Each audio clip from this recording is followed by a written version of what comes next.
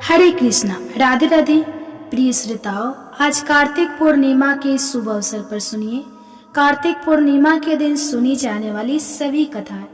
पुराणों में इस दिन स्नान, व्रत और तप की दृष्टि से मोक्ष प्रदान करने वाला बताया गया है। इसका महत्व सिर्फ वैष्णव भक्तों के लिए नहीं, बल्कि शैव भक्त और सिख धर्म के लिए भी बहुत महत्वपूर्ण है।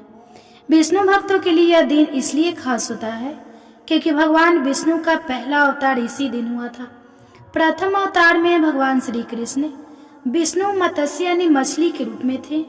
भगवान को यह अवतार वेदों की रक्षा, प्रलय के अंत तक सप्त ऋषियों, अनाजों और राजा सत्यव्रत की रक्षा करने के लिए लेना पड़ा था। इससे सृष्टि का जो निर्माण कार्य था वह फिर से आसान हो पाया। भगवान शिव के भक्तों के अनुसार इसी दिन भगवान भोलेनाथ ने त्रिपुरासुर नामक महाभयानक असुर का संहार किया था, जिससे वह त्रिपुरारी के रूप में पूजे जाने लगे और इससे देवगण बहुत प्रसन्न हुए और भगवान विष्णु ने शिव जी को त्रिपुरारी नाम दिया, जो कि भगवान शिव के अनेकों नामों में से एक नाम है। इसी कारण कार्तिक पूर्णिमा को त्रिपुरारी पूर्णिमा या त्रिपुरी पूर्णिमा भी कहते हैं। इसी तरह से सिख धर्म में कार्तिक पूर्णिमा के दिन को प्रकाशोत्सव के रूप में मनाया जाता है, क्योंकि इसी दिन सिख संप्रदाय के संस्थापक गुरु नानक देव का जन्म हुआ था। इस दिन सिख संप्रदाय के लोग सुबह स्नान कर गुरुद्वारों में जाकर गुरुवाणी सुनते हैं और नानक देव जी के बताए अनुसार रास्ते पर चलने की सौगंध लेते हैं। इसलिए इस पूर्णिमा को गुरु पर्व भी कहा जाता है। इस प्रकार यह दिन एक नहीं बल्कि बहुत सारी वजह से बहुत खास है। इस दिन गंगा स्नान, दीपदान, अन्य दानों आदि का विशेष महत्व है और इस दिन क्षीर सागर दान का अनंत महत्व है। क्षीर सागर का दान 24 अंगुल के बर्तन में दूध भरकर उसमें सोने या चांदी अन्य धातु की मछली छोड़कर किया जाता है। और ऐसी भी मान्यता है कि इस दिन कार्तिका नक्षत्र में भगवान शिव के दर्शन करने से 7 जन्मों तक व्यक्ति ज्ञानी और धनवान होता है।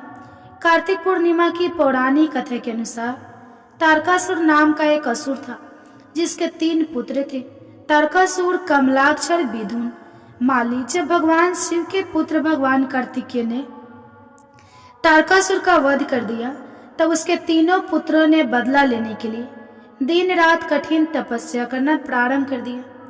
उनकी कठिन तपस्या से प्रसन्न होकर एक दिन श्री ब्रह्मा जी ने उन तीनों को वरदान मांगने के लिए कहा, तो उन्होंने अमर होने का वरदान मांगा। ब्रह्मा जी यह बात अच्छी तरह से जानते थे कि अगर उन्हें यह वरदान दे दिया गया तो वे अपनी शक्तियों का केवल दुरुपयोग ही करेंगे और सभी को परेशान करेंगे। इसलिए उन्होंने यह वरदान देने से इनकार कर दिया। श्री ब्रह्मा जी ने उनसे कहा कि तुम लोग इसकी जगह कोई अन्य वरदान मांग लो। तब तीनों कहने लगे कि फिर उनके नाम का एक नगर बसाया जाए और जब भी कोई उनका वध करना चाहे तो सिर्फ एक तीर से तीनों का अंत एक साथ ही कर सके। तब श्री ब्रह्मा जी ने तथास्तु कहकर उन्हें वह वरदान दे दिया। वरदान प्राप्त करने के बाद तारकासुर के पुत्रों ने तीनों लोकों पर अधिकार कर लिया और देवताओं पर अत्याचार करने लगा। उनके अत्याचारों से परेशान होकर सभी देवता भगवान शिव की शरण में गए और इन तीनों का वध करने की प्रार्थना की। तब महादेव जी ने विश्वकर्मा जी से एक दिव्य रथ का निर्माण करवाया और सभी देवताओं ने अपना अपना अंश उस दिव्य रथ को प्रदान किया। तब उस दिव्य रथ पर सवार होकर भगवान शिव उन तीनों का वध करने निकल पड़े। देवताओं और राक्षसों के बीच भयानक युद्ध चल रहा था। युद्ध के दौरान जब तीनों राक्षस एक सीध में आए और जब अभिजीत मुहूर्त हुआ, उस समय भगवान शिव ने एक तीर से तीनों का वध कर दिया। कहा जाता है कि तभी से भगवान शिव को त्रिपुरारी कहा जाने लगा। उन तीनों के अत्याचारों से मुक्त होने की खुशी में देवताओं ने देव दिवाली मनाई, दीप जलाकर खुशियां मनाई। इसी कारण से कार्तिक पूर्णिमा को त्रिपुरारी पूर्णिमा और देव दिवाली के रूप में भी मनाया जाता है, क्योंकि जिस दिन भगवान शिव ने त्रिपुर नाम के राक्षस का वध किया था, वह दिन कार्तिक पूर्णिमा का दिन था। अब सुनिए भगवान विष्णु के मत्स्य अवतार की कथा। मान्यताओं के अनुसार एक बार एक प्रतापी राजा, जिसका नाम सत्यव्रत था, कृतमाला नदी में स्नान कर रहा था। स्नान के पश्चाताप जब सूर्यदेव को तर्पण के लिए उसने अपने हाथ उठाए तो उसकी अंजलि में एक छोटी सी मछली आ गई। राजा सत्यव्रत ने मछली को पुनः नदी में छोड़ दिया, लेकिन तभी वह मछली बोल उठी कि राजन, इस जल में बड़े बड़े जीव रहते हैं जो छोटे जीवों को मारकर खा जाते हैं। कृपया मेरे प्राणों की रक्षा कीजिए। तब सत्यव्रत के हृदय में उस मछली के लिए दया उत्पन्न हुई और वह उस मछली को अपने कमंडल में रखकर अपने घर ले आया। अगली सुबह जब सत्यव्रत नींद से उठा तब मछली का शरीर इतना बड़ा हो चुका था कि कमंडल भी छोटा पड़ने लगा।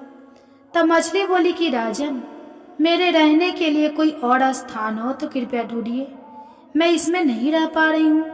तब राजा ने मछली को कमंडल से निकालकर पानी के बड़े मटके में रख दिया। रात भर मटका भी मछली के लिए छोटा पड़ने लगा। ऐसा करते करते मछली का आकार इतना बड़ा हो गया कि उसे सरोवर में डालना पड़ा, और जब सरोवर भी छोटा पड़ गया तो उसे समुद्र में डाल दिया गया। अब आश्चर्य की बात यह हुई कि विशाल का यह समुद्र भी मछली के लिए छोटा पड़ गया। तब राजा अत्यंत सत्यव्रत ने बड़े ही विनम्र स्वर में पूछा कि आप कौन हैं जिन्होंने सागर को भी डुबो दिया है? तब भगवान विष्णु ने उत्तर दिया कि मैं हरग्रीव नामक दैत्य के वध के लिए आया हूँ, जिसने छल से वेदों को चुरा लिया है, और उसके कारण ही जगत में चारों ओर अज्ञानता और अधर्म फैल गया है। मत्स्य रूपधारी भगवान विष्णु ने कहा कि आज से ठीक 7वें दिन के बाद पृथ्वी पर प्रलय आएगी और वह समय बहुत ही भयानक होगा। संपूर्ण पृथ्वी जल मग्न हो जाएगी, जल के अलावा यहाँ कुछ भी नहीं बचेगा। तब आपके पास एक नाव पहुंचेगी और उस समय आप सभी प्रकार के जरूरी अनाज, औषधि, बीज और सप्त ऋषियों के साथ लेकर उस नाव पर सवार हो जाए। मैं उसी समय फिर आपसे मिलूंगा। राजा ने भगवान का यह आदेश स्वीकार कर लिया और 7वें दिन जब पृथ्वी पर प्रलय चक्र ने अपना आकार बढ़ाना शुरू किया और समुद्र सीमाओं को लांघकर सबको जलमग्न करने लगा, तब उसी समय सत्यव्रत को एक नाव दिखाई दी। आदेशानुसार सत्यव्रत ने नाव में सप्त ऋषियों को सम्मान पूर्वक चढ़ाया, साथ ही महत्वपूर्ण अनाज औषधियों को भरकर सत्यव्रत भी उसी नाव पर सवार हो गया। सागर के वेग के कारण नाव अपने आप चलने लगी। चारों ओर जल के सिवा और कुछ दिखाई ही नहीं दे रहा था। इसी बीच राजा सत्यव्रत को मत्स्य रूप में भगवान दिखे और भगवान ने आत्मज्ञान पाकर राजा सत्यव्रत और सुऋषि धन्य हो गए। जब समुद्र का प्रकोप शांत हुआ तब भगवान ने हरिग्रीव का वध कर सभी वेद वापस छीन लिए और ब्रह्मा जी को वापस सौंप दिए। इस प्रकार भगवान विष्णु ने मत्स्य रूप धारण कर वेदों का उद्धार किया तथा प्राणियों का कल्याण किया। द्वापर युग में यशोदा माँ ने श्री कृष्ण से कहा कि हे कृष्ण, तुम सारे संसार के उत्पन्न करता, पालनहारी और संहार करता हो। आज मुझे कोई ऐसा व्रत बताओ जिसको करने से मृत्यु लोक में भी स्त्रियों को विधवा होने का भय ना रहे तथा यह व्रत सभी मनुष्यों की मनोकामना पूर्ण करने वाला हो। श्री कृष्ण कहने लगे, हे माता, तुमने अति सुंदर प्रश्न किया है। मैं तुम्हें ऐसे एक व्रत के बारे में विस्तार से बताता हूँ। सौभाग्य की प्राप्ति के लिए स्त्रियों को 32 पूर्णिमा व्रत करना चाहिए। इस व्रत को करने से स्त्रियों को सौभाग्य की प्राप्ति होती है। यह व्रत अत्यंत सौभाग्य देने वाला और भगवान शिव के प्रति भक्ति को बढ़ाने वाला है। यशोदा जी कहने लगी, हे कृष्ण, प्रथम इस व्रत को मृत्यु लोक में किसने किया था? इसके विषय में विस्तार से मुझे बताओ। श्री कृष्ण कहने लगे, इस भूमंडल पर अनेक प्रकार के रत्नों से परिपूर्ण कातिका नाम की एक नगरी थी। वह चंद्रहास नामक राजा राज्य करता था। उसी नगर में धनेश्वर नाम का एक ब्राह्मण था और उसकी स्त्री अति सुशीला रूपवती थी। दोनों ही उस नगरी में बड़े प्रेम से रहते थे। घर में धन धान्य आदि की कोई कमी नहीं थी, परंतु उनको बहुत बड़ा दुख था कि उनकी कोई संतान नहीं है। एक समय एक बड़ा योगी उस नगरी में आया। वह योगी उस ब्राह्मण के घर को छोड़कर अन्य सभी घरों से भिक्षा लेकर भोजन किया करता था वह रूपवती से कभी भिक्षा नहीं लेता था। एक दिन वह योगी रूपवती से भिक्षा न लेकर किसी अन्य घर से भिक्षा लेकर गंगा किनारे जाकर भीषण को प्रेम पूर्वक ग्रहण करने लगा कि धनेश्वर ने योगी का यह सब कार्य देख लिया। अपनी भिक्षा के अनादर से दुखी होकर धनेश्वर योगी से बोला, हे महात्मा, आप सब घरों से भिक्षा लेते हैं, परंतु आप मेरे घर की भिक्षा कभी नहीं लेते, इसका क्या कारण है? योगी ने कहा कि निसंतान के घर की भी पति को अन्न के तूल होती है, और जो पति तो अन्न खाता है वह भी पतित हो जाता है, क्योंकि तुमने संतान हो इसलिए पतित हो जाने के भय से मैं तुम्हारे घर की भिक्षा नहीं लेता। धनेश्वर योगी की यह बात सुनकर बहुत दुखी हुआ और हाथ जोड़कर योगी के पैरों में गिर गया और कहने लगा, हे महाराज, यदि ऐसा है तो आप पुत्र प्राप्ति का उपाय बताइए। आप सर्वज्ञानी हैं, मुझ पर कृपा कीजिए। हे भगवान, मेरे घर में धन की कोई कमी नहीं है, परंतु मैं पुत्र ना होने के कारण अत्यंत दुखी हूँ। आप मेरे इस दुख का हरण करें, आप सामर्थ्यवान हैं। यह सुनकर योगी कहने लगा, हे ब्राह्मण, तुम चंडी की आराधना करो। घर आकर उसने अपनी पत्नी से सब वृत्तांत कहा और स्वयं तप करने के लिए वन में चला गया। वन में जाकर उसने चंडी की उपासना की और उपवास किए। चंडी ने सवे दिन उसको स्वप्न में दर्शन दिया और कहा, धनेश्वर, जा, तेरे घर पुत्र होगा, परंतु वह 16 वर्ष की आयु में ही मृत्यु को प्राप्त हो जाएगा। यदि तुम दोनों पति पत्नी 32 पूर्णमासियों का व्रत विधि पूर्वक करोगे तो वह दीर्घ आयु हो जाएगा। जितनी तुम्हारी सामर्थ्य हो, आटे के दिए बनाकर शिव जी भगवान का पूजन करना, परंतु पूर्णमासी के व्रत 32 होना चाहिए। प्रातः काल होने पर इस स्थान के समीप तुम्हें आम का वृक्ष दिखाई देगा। उस पर चढ़कर तुम एक फल तोड़कर शीघ्र ही अपने घर ले चले जाना और अपनी पत्नी से सब वृत्तांत कहना। ऋतु स्नान के पश्चाताप वह स्वच्छ होकर श्री शंकर भगवान का ध्यान करके उस फल को खा लेगी। शंकर भगवान की कृपा से उसको गर्भ हो जाएगा। जब वह ब्राह्मण प्रातः काल उठा तो उसने एक स्थान के पास ही आम का वृक्ष देखा, जिस पर एक अत्यंत सुंदर आम का फल लगा हुआ था। उस ब्राह्मण ने उस आम के वृक्ष पर चढ़कर फल को तोड़ने का प्रयत्न किया, परंतु वृक्ष पर कई बार प्रयत्न करने पर भी वह चढ़ नहीं पाया। तब उस ब्राह्मण को बहुत चिंता हुई। तब विघ्न विनाशक श्री गणेश भगवान की वंदना करने लगा। हे दयानिधि, अपने भक्तों के विघ्नों का नाश करके उनके मंगल कार्य को करने वाले, दुष्टों का नाश करने वाले, रिद्धि सिद्धि प्रदान करने वाले, आप मुझ पर कृपा करके इतना बल दे कि मैं अपने मनोरथ को पूरा कर सकूं। इस प्रकार गणेश जी की प्रार्थना करने पर उनकी कृपा से धनेश्वर वृक्ष पर चढ़ गया और उसने सुंदर आम के फल को तोड़ लिया। और गणेश्वर ने सोचा कि वरदान से फल मिला था वह यही है और कोई फल तो दिखाई नहीं दे रहा। धनेश्वर ब्राह्मण ने जल्दी से घर जाकर अपनी पत्नी को वह फल दे दिया और उसकी पत्नी ने अपने पति के कहे अनुसार उस फल को खा लिया और वह गर्भवती हो गई। देवी जी की असीम कृपा से उसे एक अत्यंत सुंदर पुत्र उत्पन्न हुआ, जिसका नाम उन्होंने देवी दास रखा। माता पिता के हर्ष और शोक के साथ वह बालक शुक्ल पक्ष की चंद्रमा के भांति अपने पिता के घर में बड़ा होने लगा। माता भवानी की कृपा से वह बालक बहुत ही सुंदर, सुशील, विद्या पढ़ने में बहुत ही निपुण हो गया। दुर्गा जी की आज्ञा अनुसार उसकी माता ने 32 पूर्णमासी का व्रत रखना आरंभ कर दिया, जिससे उसका पुत्र बड़ी आयु वाला हो जाए।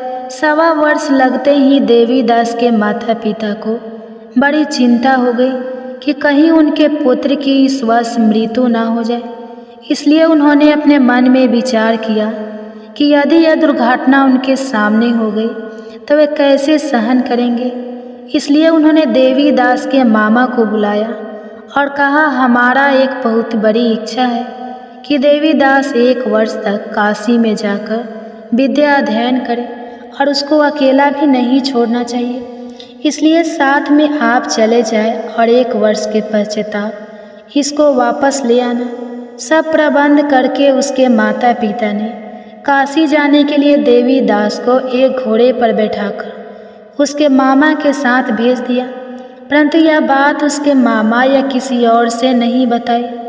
धनेश्वर तथा उसकी पत्नी ने अपने पुत्र की मंगल कामना तथा दीर्घ आयु के लिए भगवती दुर्गा की आराधना और पूर्णमासियों का व्रत करना आरंभ कर दिया। इस प्रकार बराबर 32 पूर्णमासी के व्रत को उन्होंने पूरा किया।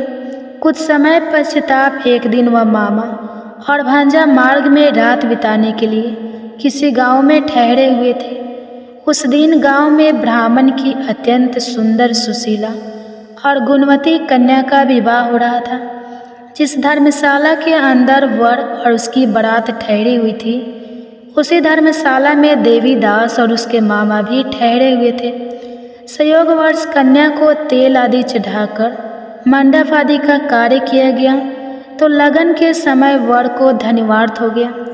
इसलिए वर के पिता ने अपने कुटुंबियों से विमर्श करके निश्चय किया कि देवीदास मेरे पुत्र जैसा ही सुंदर है, मैं इसके साथ ही लगन करवा दूं और बाद में विवाह के अन्य कार्य मेरे लड़के के साथ हो जाएंगे। ऐसा सोचकर देवीदास के मामा से जाकर बोला कि तुम थोड़ी देर के लिए अपना भांजा हमें दे दो, जिससे विवाह के लगन का सब कार्य सुचारू रूप से हो सके।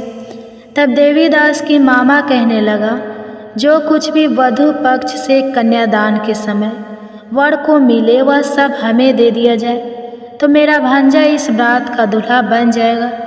यह बात वर के पिता ने स्वीकार कर लेने पर उसने अपना भांजा वर बनने के लिए भेज दिया और उसके साथ सब विवाह कार्य विधि पूर्वक संपन्न हो गए। पत्नी के साथ वह भोजन करने के पश्चाताप बहुत उदासीन और दुखी हो गया। उसने सब बातें जो वर के पिता और उसके मामा में हुई थी लड़की को बता दी। तब कन्या कहने लगी कि अब ब्रह्मा विवाह के विपरीत कैसे हो सकता है। देव ब्राह्मण और अग्नि सामने मैंने आपको ही अपना पति माना है, इसलिए आप ही मेरे पति हैं। मैं आपकी ही पत्नी रहूँगी, अन्य किसी की नहीं। देवीदास ने कहा, ऐसा मत करिए, क्योंकि मेरी आयु बहुत कम है। मेरे पश्चाताप आपकी क्या गति होगी। इन बातों को अच्छी तरह विचार कर लो। परंतु वह दृढ़ विचारों वाली लड़की थी। वह बोली, जो आपकी गति होगी वही मेरी गति होगी। प्रातःकाल देवीदास ने अपनी पत्नी को 3 नागों से जड़ी हुई एक अंगूठी दी, एक रुमाल दिया और बोला, हे प्रिय, इसे लो और संकेत समझकर स्थिरचित हो जाओ।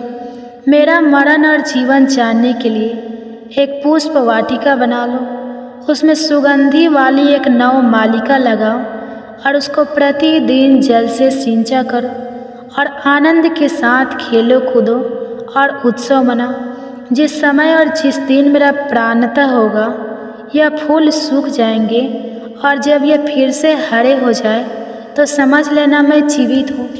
यह बात निश्चय करके समझ लेना, इसमें कोई भी संयम नहीं है। इतना कहकर देवीदास वहाँ से चला गया और प्रातःकाल होते ही वहाँ पर गाजी बाजी बजने लगे और जिस समय विवाह कार्य समाप्त करने के लिए वर तथा सब बराती मंडप में आए तो कन्या ने वर को भली प्रकार से देखकर अपने पिता से कहा, यह मेरा पति नहीं है। मेरा पति वही है जिसके साथ रात्रि में मेरा पानी ग्रहण हुआ था। इसके साथ मेरा विवाह नहीं हुआ है। यदि यह वही पुरुष है तो बताइए कि मैंने इसको क्या दिया। वधू पक्ष और कन्या पक्ष कन्यादान के समय जो आभूषण आदि दिए गए थे वो दिखाए तथा रात में क्या गुप्त बातें मैंने इनसे कही वह सब सुनाइए। पिता ने उसके कहे अनुसार वर को बुलाया। कन्या की यह सब बातें सुनकर वह कहने लगा, मैं नहीं जानता। इसके पश्चाताप लज्जित होकर वह वहाँ से चला गया और सारी बारात भी अपमानित होकर वहाँ से लौट गई। भगवान श्री कृष्ण बोले, हे माता, इस प्रकार देवीदास काशी विद्या अर्जन के लिए वहाँ से चले गए और जब कुछ समय बीत गया तो काल से प्रेरित होकर एक सर्प रात्रि के समय उसको डसने के लिए वहाँ पर आया। उस विषधर के प्रभाव से उसके शयन का स्थान चारों ओर से विष की ज्वाला से विषैला हो गया, परंतु व्रत के प्रभाव से उसको काट नहीं पाया, क्योंकि पहले ही उसकी माता ने 32 पूर्णमासी का व्रत रखा था। इसके बाद मध्याह्न के समय स्वयं काल वहाँ आया और उसके शरीर से प्राणों को निकालने का प्रयत्न करने लगा, जिससे वह मूर्छित होकर पृथ्वी पर गिर गया। उसी समय माता पार्वती के साथ भगवान शंकर वहाँ आ गए। उसको मूर्छित दशा में देखकर माता पार्वती जी ने शंकर जी से प्रार्थना की कि हे महाराज, इस बालक की माता ने पहले ही पूर्णिमा का व्रत पूरा किया था, जिसके प्रभाव से आप इसको प्राण दान दें। माँ भवानी के कहने पर भक्त वत्सल भगवान शिव जी ने उसको प्राण दान दे दिया। इस व्रत के प्रभाव से काल को भी पीछे हटना पड़ा और देवीदास स्वस्थ होकर बैठ गया। उधर उसकी पत्नी उसके काले की परीक्षा किया करती थी। जब उसने देखा उस पुष्प वाटिका में पुष्प कुछ भी नहीं रहे तो उसको अत्यंत आश्चर्य हुआ, लेकिन जब वह जैसे ही हरी भरी हो गई तो वह जान गई कि अब उसका पति ठीक ठाक है, वह जीवित हो गया है। यह देखकर वह बहुत प्रसन्न उठी, अपने पिता से कहने लगी, पिताजी, मेरे पति जीवित है, आप उनको ढूंढिए।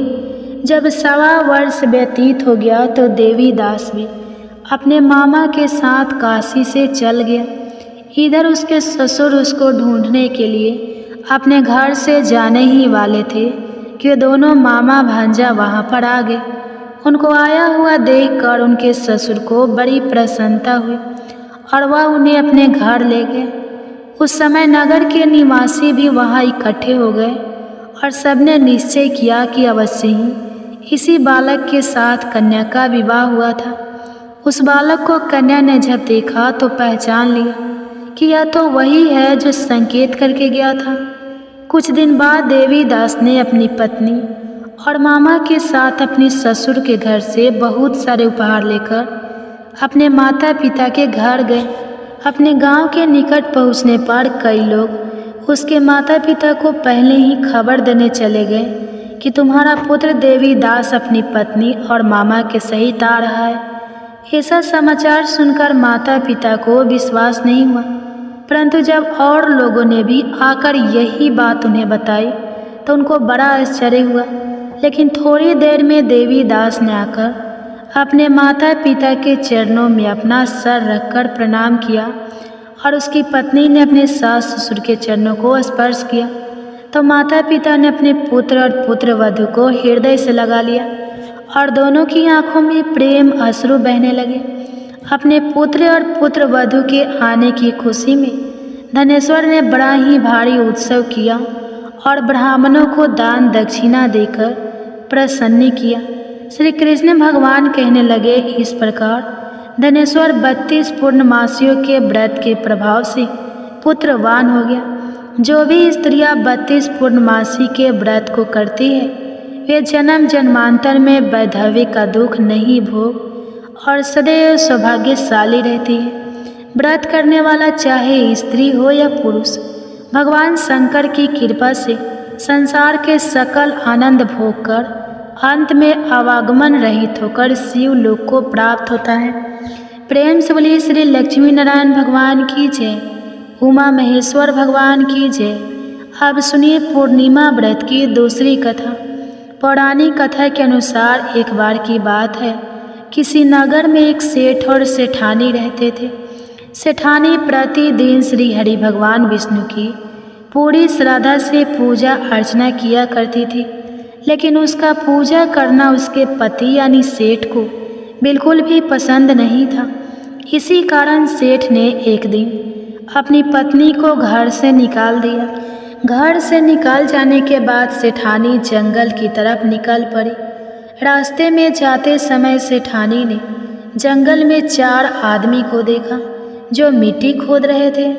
तब सेठानी उन आदमी के पास गए और उन लोगों से कहा, कृपया आप मुझे किसी काम पर रख ले। इसके बाद चारों आदमी ने सेठानी को नौकरी पर रख लिया। सेठानी के हाथ पांव बहुत ही कोमल थे, इस वजह से काम करते करते उसके हाथ पर छाले पड़ गए। सेठानी के हाथों को देखकर चारों आदमी ने कहा कि तुम यह काम छोड़ दो, तुम किसी अच्छे घर खानदान की लगती हो, इसकी जगह तुम हमारे घर के काम में हाथ बटा दो। सेठानी इस काम के लिए राजी हो गई। फिर वे चारों आदमी सेठानी को अपने घर ले गए। वहाँ चारों आदमी हर दिन 4 मुट्ठी चावल लाते थे और आपस में बांट कर उसे खा लेते थे।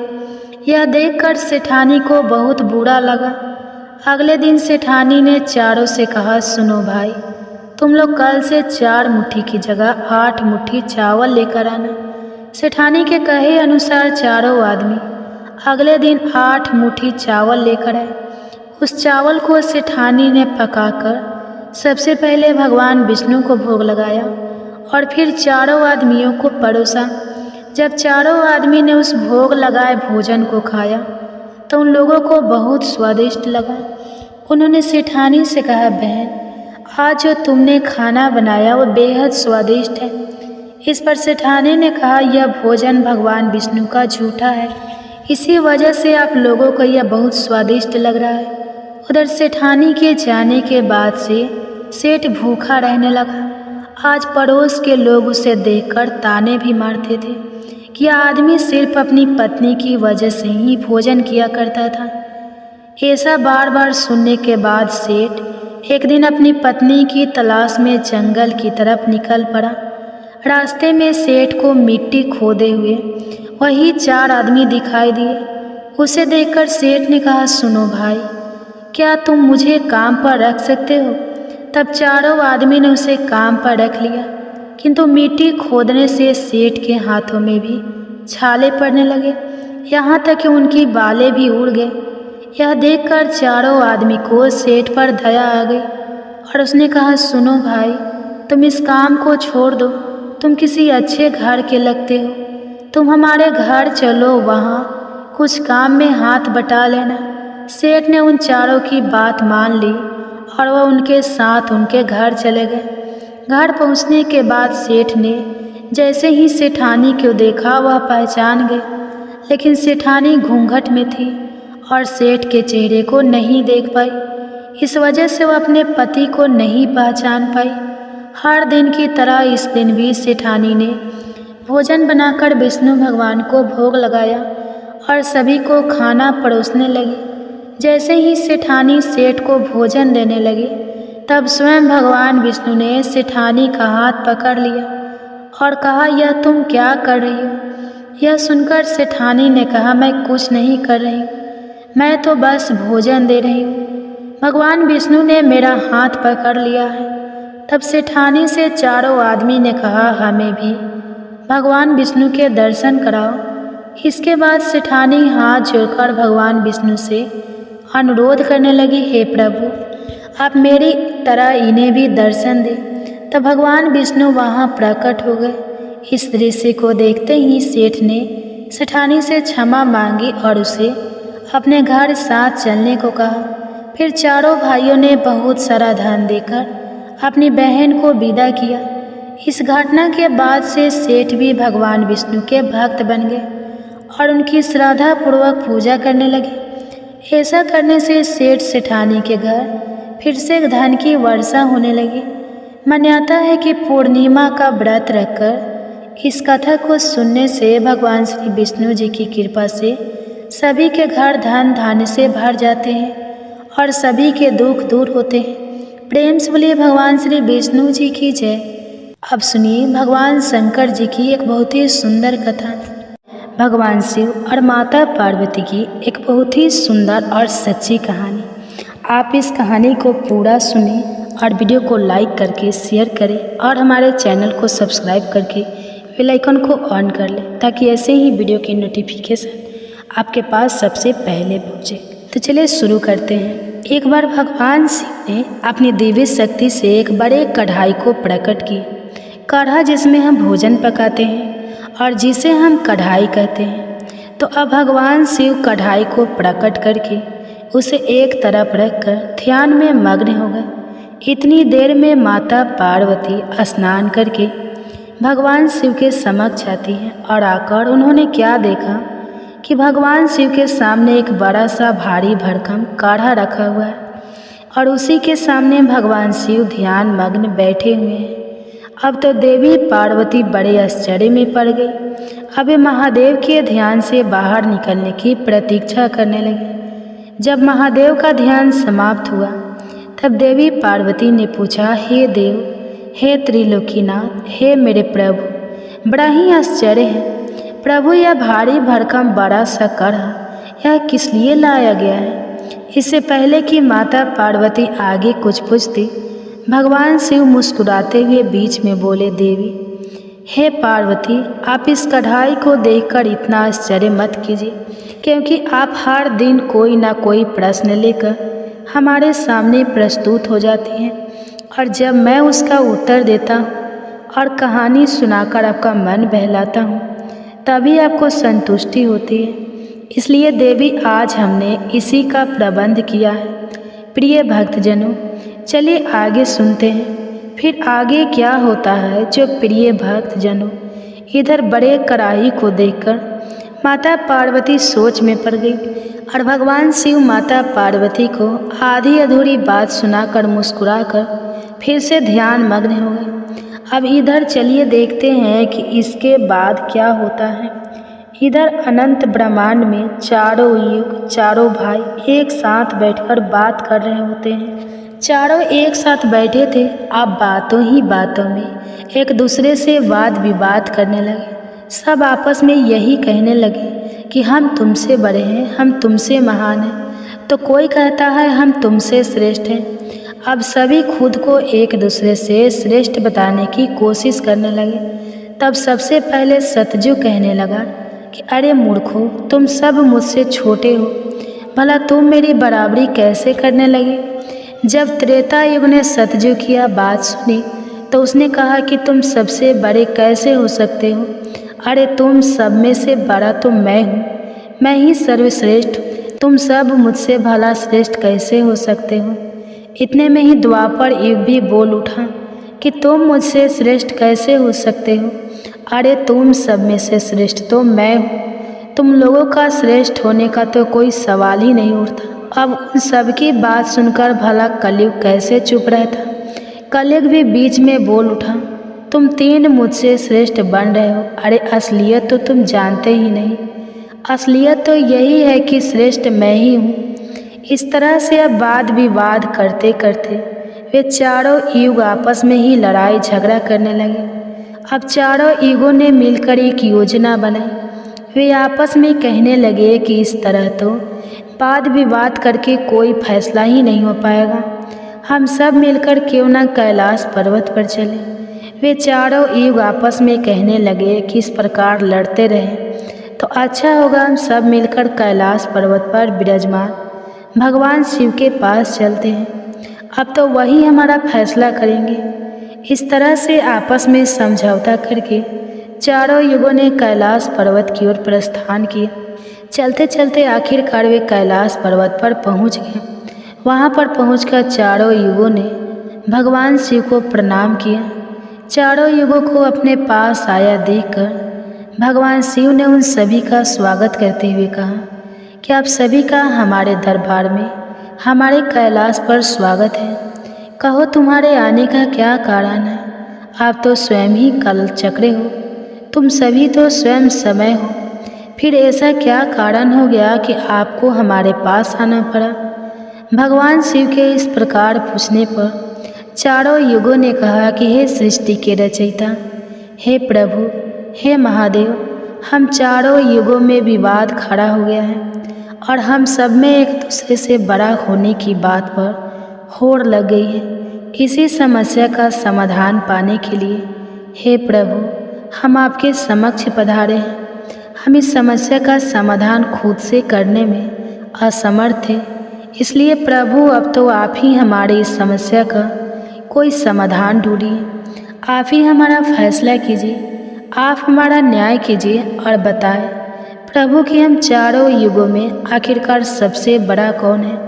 हम चारों में से सबसे श्रेष्ठ कौन है। चारों युगों की इस बात सुनकर भगवान शिव कहने लगे कि इसका फैसला तो तब होगा जब आप चारों अपने अपने बारे में बताएंगे कि किन किन गुणों के कारण आप खुद को बड़ा बता रहे हो। तब शिव जी ने कहा, हे सतयुग, पहले तुम ही बताओ कि तुम कैसे श्रेष्ठ हो गए। तब सतयुग ने कहा, प्रभु देखिए, मेरी आयु सबसे ज़्यादा है। मैं 70 लाख वर्ष का हूँ और अन्य युग मुझसे 70 लाख वर्ष छोटे हैं, इसलिए मैं इन सभी से लंबी आयु का हूँ। सतयुग की बात सुनते ही अब कलयुग बोल उठा कि प्रभु, व्यक्ति कभी भी आयु से बड़ा नहीं होता, व्यक्ति के गुणों से बड़ा होता है। अब देखिए, भगवान शिव ने कलयुग की इस दलील को मान लिया और सतयुग से कहा, हे सतयुग, तुम इस तरह आयु में बड़े होने से तो बड़े नहीं हो सकते। भगवान शिव की यह बात सुनकर सतयुग ने कहा, प्रभु मेरे युग में जो भी व्यक्ति हुए हैं वह तो बड़े ही बलवान हुए हैं, बहुत ही पराक्रमी थे, वह पृथ्वी तक को उठा ले जाए, ऐसे पराक्रमी और बलराम बलवान थे। और जब मेरा राज्य था तब उसमें भगवान श्री हरि विष्णु ने भी कई अवतार धारण किए थे। वराह अवतार भी मेरे ही काल में हुआ था, नरसिंह अवतार भी मेरे ही युग में हुआ था, यहाँ तक कि प्रभु मत्स्य अवतार भी तो मेरे ही युग में हुआ था। सतयुग को अपने बारे में इस तरह बढ़ाई करते देखकर त्रेता युग बोल उठा, नहीं नहीं, प्रभु श्री हरि विष्णु के अवतार लेने से सतयुग बड़ा भरा कैसे हो सकता है। प्रभु मर्यादा पुरुषोत्तम भगवान श्री रामचंद्र जी का अवतार तो मेरे ही युग में हुआ था। उन्होंने संसार को मर्यादा और धर्म पालन सिखाया। रावण जैसे महापंडित और कुंभकर्ण जैसे महान बलवान भी तो मेरे ही शासन काल में हुए थे। प्रभु इस तरह सतयुग मुझसे बड़ा नहीं हो सकता, फिर इन सब में से तो बड़ा मैं ही हुआ। बस फिर क्या था। जब यह बातें द्वापर ने सुनी तो द्वापर युग महादेव से बोल उठा, हे महादेव, हे प्रभु, यह दोनों बड़े बन रहे हैं, किंतु यह दोनों बड़े कैसे हो सकते हैं। आप देखिए ना प्रभु, आप तो जानते ही हैं जब मेरा शासन काल आया तो मेरे ही तो शासन काल में भगवान श्री कृष्ण ने अवतार लिया था और जो 16 कलाओं से संपन्न थे, परिपूर्ण थे, पर ब्रह्मा थे, उन्होंने ऐसा विराट रूप दिखाया जो कभी स्वयं भगवान विष्णु ने भी नहीं दिखाया था। इसलिए हे प्रभु, हे भोलेनाथ, यह दोनों योद्धाओं की बात करते हैं तो मेरे शासन काल में भी बड़े बड़े योद्धा द्रोणाचार्य, कर्ण, भीष्म, पितामह, युधिष्ठिर, अर्जुन, भीम, नकुल, सहदेव, कंस आदि ये भी तो मेरे ही शासन काल में हुए थे। प्रभु यहाँ तक कि बलराम जी भी मेरे ही शासन काल में तो हुए थे। अब बताइए प्रभु, मेरे शासन काल में कौन सा योद्धा भला इन योद्धाओं से कम था। इन सबसे तो श्रेष्ठ मैं ही हूँ।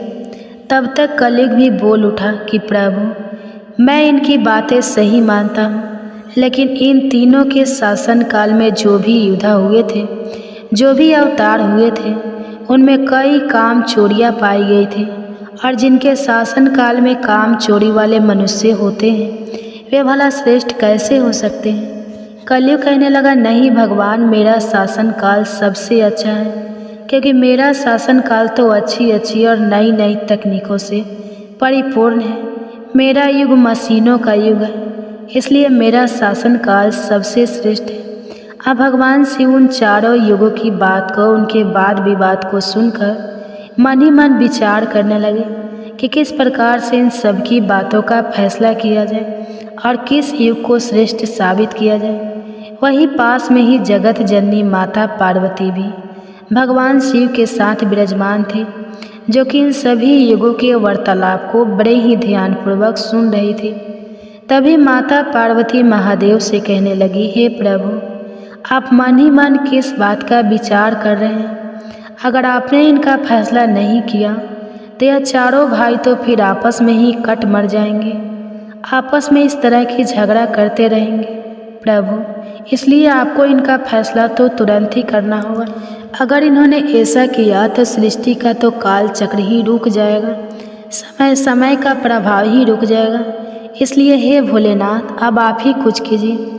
माता पार्वती के इस आग्रह को सुनकर महादेव कहने लगे, हे देवी ठीक है, मैं समस्त युगों की बात मानता हूँ और मैं ही इन चारों युगों की बात का फैसला करूँगा।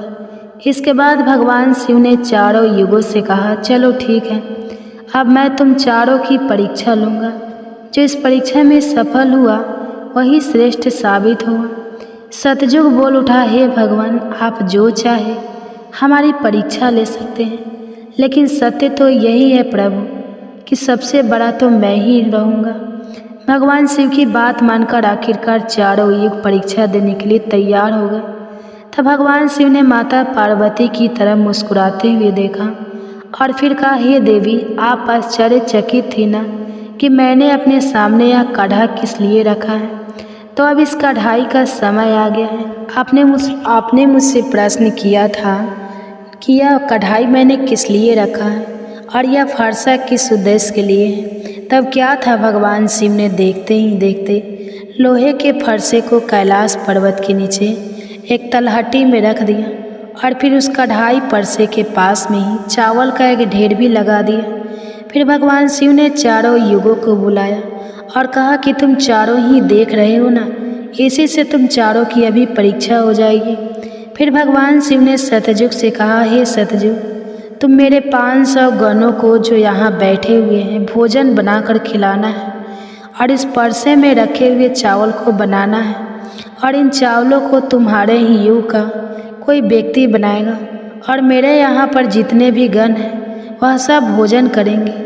इसके बाद भगवान शिव ने आगे कहा, सतयुग अब तुम्हारे ही युग का कोई व्यक्ति बनाओ और उसे यहाँ भोजन बनाने के लिए भेज दो। तब तक हम सभी लोग यहाँ खड़े होकर देख रहे हैं। भगवान शिव की बात जब सतयुग ने सुनी तो उसने ही बड़ा बलवान योद्धा बनाया। फिर सतयुग ने उस योद्धा से कहा कि जाओ बेटा, इस कढ़ाई में चावल बनाओ और बनाकर भगवान शिव के इन सभी 500 गणों को भोजन कराओ। अपने स्वामी की बात सुनकर वह सतयुग का व्यक्ति वहां आकर के देखता है जो हजारों टन से भी ज़्यादा का कड़ा है। उसने वहां पर एक चूल्हा तैयार किया और उस चूल्हे पर उस कढ़ाई को रखकर लकड़ियों की व्यवस्था की, आग जलाई और उस कढ़ाई में पानी डाला, फिर चावल डाले और जब चावल बनकर तैयार हो गए तब उसने भगवान शिव के सभी गणों को एक पंक्तियाँ में बैठा दिया और उन सभी को उसने भोजन कराया। सभी गुणों को भोजन कराने के बाद वह बलवान योद्धा अपने स्वामी सतयुग के पास वापस आया और उसे प्रणाम किया। तो सतयुग ने शाबाशी से उसकी पीठ थपथपाई और कहा कि आज तुमने मेरी लाज रख ली, अब तुम यहाँ से जा सकते हो। इसके बाद भगवान शिव ने त्रेता युग से कहा कि त्रेता अब तुम अपने युग के कोई व्यक्ति को भेजो और यह जो काढ़ा रखा हुआ है इनमें चावल बनाकर मेरे सभी गणों को खिलाओ। त्रेता ने सुना तो कहने लगा कि ठीक है प्रभु, जैसी आपकी आज्ञा। अब त्रेता युग ने भी अपने समय के समान महान बलशाली कुंभकर्ण जैसे बलवान व्यक्ति को उत्पन्न किया और उससे कहा कि हे पुत्र, यह मेरे परीक्षा की घड़ी है, तुम्हें भगवान शिव के समस्त सभी समक्ष गणों को भोजन बनाकर खिलाना है। त्रेता युग के व्यक्ति ने उसे प्रणाम किया और उसके बाद वह वहाँ से तलहटी में चला गया। तलहटी में आकर उसने चूल्हा बनाया, लकड़ियों की व्यवस्था की, आग जलाई और एक हाथ से ही उस भारी भरकम कढ़ाई को उठाकर देखते ही देखते चूल्हे पर रख दिया। फिर उसमें पानी डालकर चावल डाले और जब चावल पक गए तब सभी गणों को बुलाकर उन्हें खाने के बाद भोजन कराया। इसके बाद वह वहाँ से तुरंत कैलाश पर्वत पर पहुँच गया जहाँ पर चारों युग विराजमान थे। इस प्रकार से त्रेता युग ने भी अपना कार्य पूर्ण किया। अब बारी आई द्वापर युग की। भगवान शिव ने द्वापर युग से कहा, हे द्वापर, अब मैं तुम्हारी परीक्षा लूँगा। जिस प्रकार से सतयुग और त्रेता युग ने परीक्षा दी है ठीक इसी प्रकार से तुम्हें भी यह परीक्षा देनी होगी। यह सुनकर द्वापर युग ने बलशाली भीम के समान एक व्यक्ति को उत्पन्न किया और उसे आदेश दिया कि हे पुत्र, यह मेरे परीक्षा की घड़ी है, तुम्हें मेरी लाज रखनी है। अब तुम जाओ और बड़े से कढ़ाई में चावल बनाकर भगवान शिव के सभी गणों को भोजन कराओ और मेरी लाज बचा। यह सुनकर द्वापर युग के व्यक्ति ने अपने स्वामी को प्रणाम किया और वहाँ से तलहटी में चल पड़ा। तलहटी में जाकर उसने सबसे पहले चूल्हा बनाया, फिर आग जलाने के लिए लकड़ियाँ ढूंढी। लकड़ियों को चूल्हे में डालकर जलाया और पूरी ताकत लगाकर उसने उस बड़े से कढ़ाई को उठाकर जैसे तैसे खींचकर उसे चूल्हे पर रख दिया। वह तो द्वापर युग का व्यक्ति था, तो उसे थोड़ा ज़्यादा जोर लगाना पड़ा और बड़ी मुश्किल से वह कढ़ाई को उठा पाया। इस प्रकार से द्वापर युग के व्यक्ति ने भी चावल तैयार किए और भगवान के सभी गणों को भोजन कराकर वह फिर अपने स्वामी के पास वापस आया। उसके स्वामी द्वापर युग ने उसकी पीठ थपथपाई और उसे वहाँ से विदा किया। अब बारी आती है कलयुग की। तब भगवान शिव कहते हैं, हे कलयुग, अब तुम्हारी बारी है। तुम उस कढ़ाई का वजन देख रहे हो ना, उसका वजन कम नहीं होगा, उसका वजन उतना ही रहेगा, हजारों टन का। लेकिन अब तुम्हें परीक्षा देनी है। तुम तो मानने को तैयार ही नहीं थे कि तुम सबसे छोटे हो, लेकिन तुमने माना ही नहीं। तुम्हारे युग के आदमी की आयु भी मात्र 100 वर्ष की है। सतयुग की आयु 1,00,000 वर्ष होती है, त्रेता युग में 10,000 होती है और द्वापर में 1,000 होती है। और हे कलयुग, तुम्हारे शासन में तो मात्र 100 वर्ष की आयु है। तुम्हारा आदमी भी छोटा होता है। जब भगवान शिव की यह बातें कलयुग ने सुनी तो कलयुग कहने लगा कि ठीक है प्रभु, मैं आपकी बात मानता हूँ, लेकिन आप मुझे पहले ही इस तरह से कहकर हताश मत कीजिए। प्रभु, आप तो एक न्यायकर्ता हैं, आपको सभी को बराबर मौका देना चाहिए। भगवान शिव कहने लगे, हे कलयुग, यह कढ़ाई देख रहे हो, हजारों टन का है। वहाँ चावल रखा है, हजारों किलो टन के हैं। और हे कलयुग, तुम्हारा व्यक्ति क्या यह काम कर पाएगा? कलयुग ने कहा, ठीक है प्रभु, अब आप मेरी करनी भी देखिए। कलयुग की बातें सुनकर तीनों युग उस पर हंसने लगे। भगवान शिव भी कलयुग की बातें सुनकर बड़े ही आश्चर्यचकित थे। अब कलयुग ने भगवान शिव से आज्ञा लेकर बड़े ही बुद्धिमान व्यक्ति को पैदा किया। जो बड़ा ही दिव्य व्यक्ति था, वह बहुत ही बुद्धिमान और सर्वगुण संपन्न था। इस तरह के गुणवान व्यक्ति को कलयुग ने पैदा किया और पैदा करने के बाद वह उस व्यक्ति से कहने लगा कि मेरे बेटे, अब तुम्हें अपनी शक्ति दिखानी है। कठिन परीक्षा का समय है। यदि तुम इसमें सफल हो गए तो मैं चारों युगों में सबसे छोटा हो जाऊंगा। कलयुग की बात सुनकर वह व्यक्ति अपने महाराज से कहने लगा, हे महाराज, इस एक कढ़ाई की बात करते हैं, आप इसे हजारों कढ़ाई भी अगर मेरे सामने आ जाए तो वह भी मेरे सामने कुछ नहीं है। जब उस कलयुग के व्यक्ति की यह बातें तीनों युगों ने सुनी तो वे उस पर हंसने लगे। अब वे हंस कर आपस में कहने लगे कि आज एक छोटा सा आदमी जिसकी लंबाई मात्र 3 हाथ है, यह भला क्या कर लेगा, जबकि हम युगों की लंबाई तो बहुत अधिक है।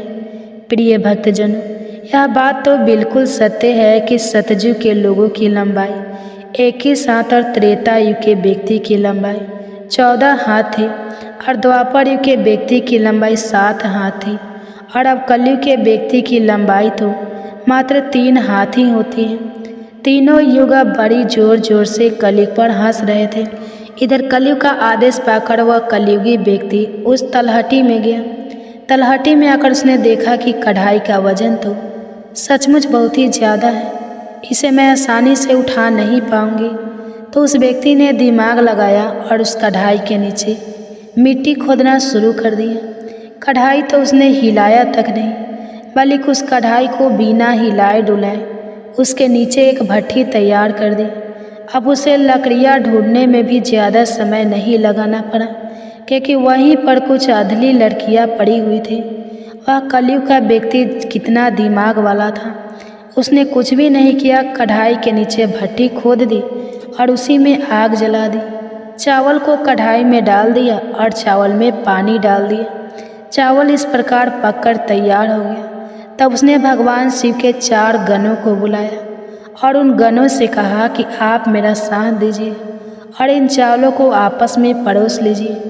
यह बात सुनते ही भगवान शिव के 4 हष्ट-पुष्ट गण चल देते हैं और देखते ही देखते कतार में बैठे सभी शिवगणों को उन 4 विशाल गणों ने चावल परोस दिए।